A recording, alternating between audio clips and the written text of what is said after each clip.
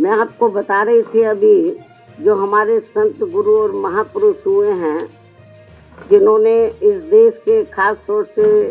दलित एवं जो अन्य वीकर सेक्शन के लोग हैं उनको पैरों पर खड़ा करने के लिए अपनी जिंदगी पूरी समर्पित कर दी है, तो उनको मैं नतमस्तक करती हूँ, नमन करती हूँ। जिनके बताए हुए रास्तों पर चलकर ही मैंने देश में यहाँ सदियों से उपेक्षित रहे, खासकर दलित एवं अन्य उपेक्षित वर्गों के लोगों को मान सम्मान के साथ अपने पैरों पर खड़े करने के लिए अपनी पूरी जिंदगी भी समर्पित कर दी है। और जब तक मैं जिंदा रहूंगी और यदि अभी तक की तरह मेरा स्वास्थ्य भी बराबर ठीक बना रहता है, तो तब तक मेरा इन वर्गों के हित व कल्याण के लिए निरंतर प्रयास व संघर्ष आदि जारी रहेगा। और इस मामले में ना तो मैं कभी झुकने वाली हूँ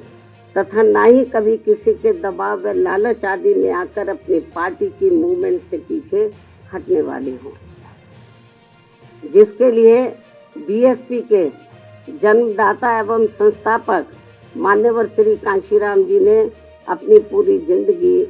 समर्पित कर दी है। इतना ही नहीं, बल्कि इन्होंने अपने जीते जी हर मामले में मुझ पर पूरा भरोसा करके व मुझे अपना एकमात्र उत्तराधिकारी बनाकर इस पार्टी की संपूर्ण जिम्मेवारी भी मेरे कंधों पर सौंप दी है, जिसे मैं अपने जीते जी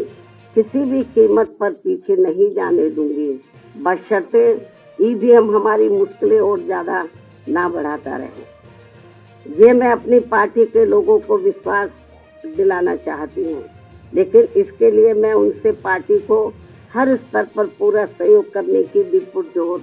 अपील करती हूँ। वैसे मुझे पूरा भरोसा है कि इस मामले में पार्टी के लोग मुझे कतई भी निराश नहीं करेंगे। इसके साथ साथ यहाँ मैं ये भी कहना चाहूँगी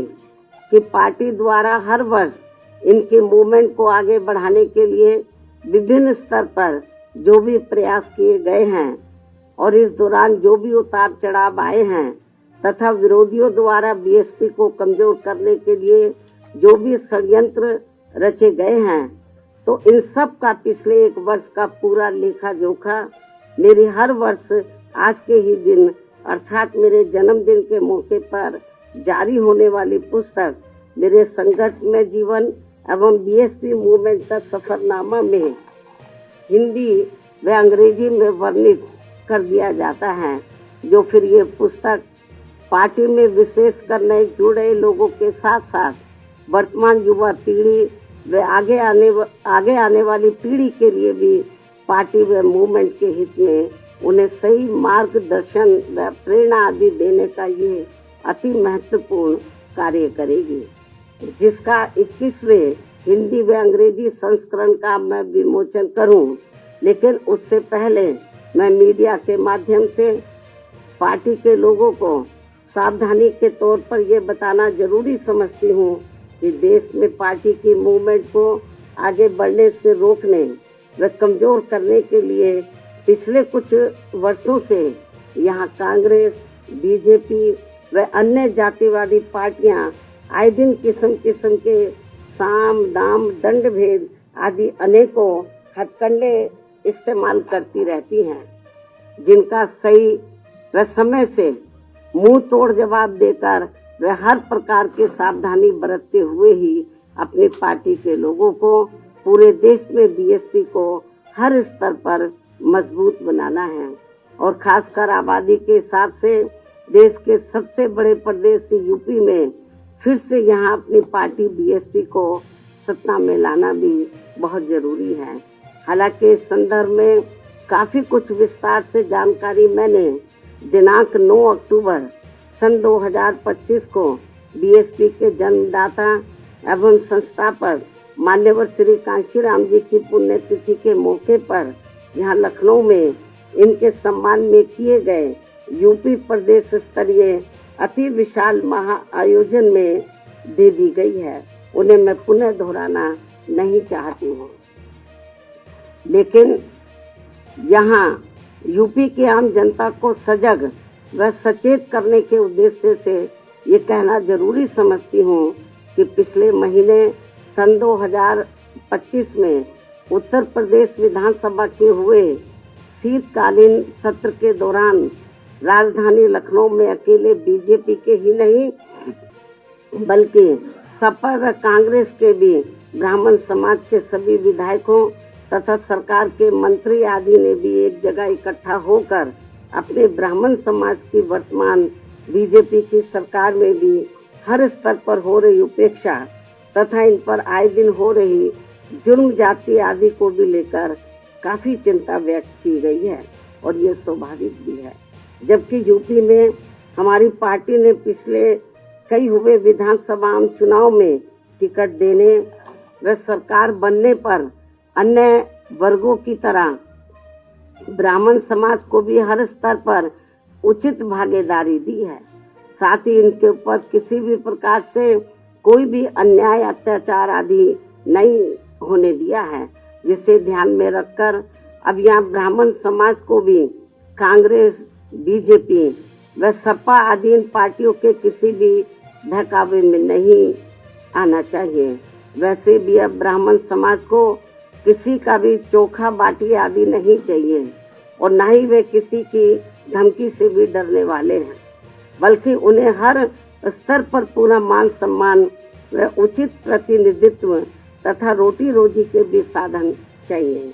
साथ ही इनके ऊपर कोई भी जुर्म जाति आदि नहीं होनी चाहिए, जो ये सब इनकी चाहत अभी तक बीएसपी की सरकार में ही पूरी हुई है। और इस बार बीएसपी की सरकार बनने पर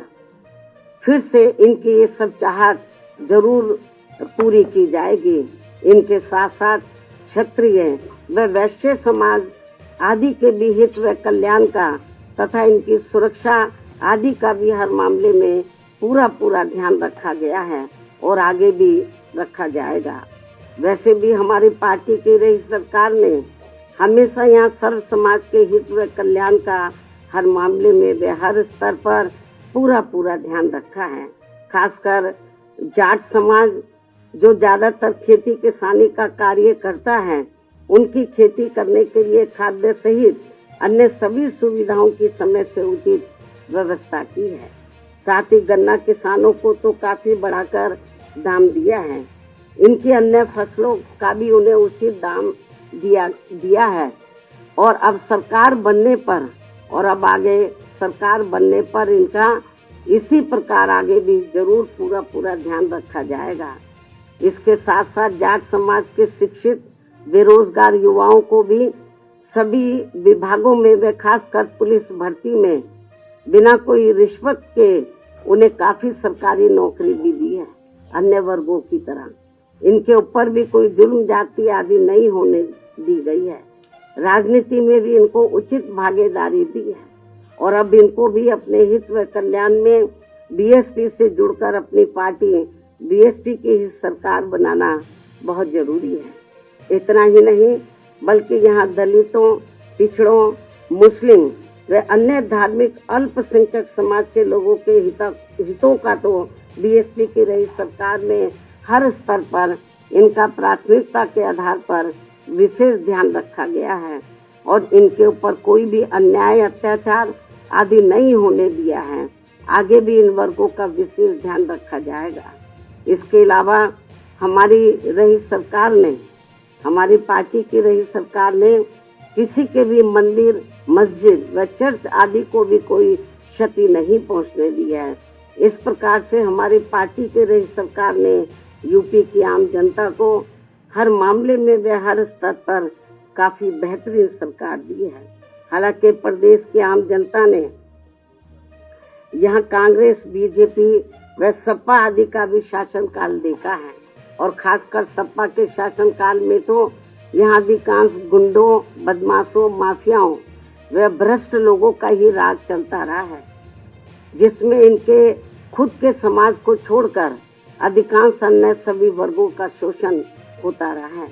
और इस मामले में दलित वर्ग के लोगों का तो इनकी सरकार में सबसे ज्यादा उत्पीड़न हुआ है, जिनके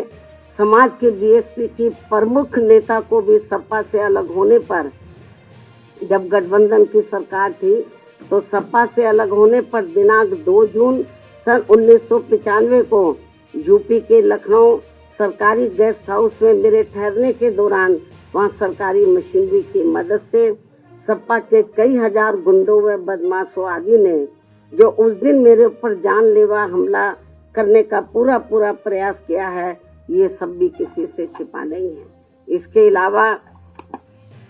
दलित एवं अन्य पिछड़े वर्गों में जन्मे हमारे महान संतों, गुरुओं व महापुरुषों की भी इनकी सरकार में हर स्तर पर काफी उपेक्षा की गई है।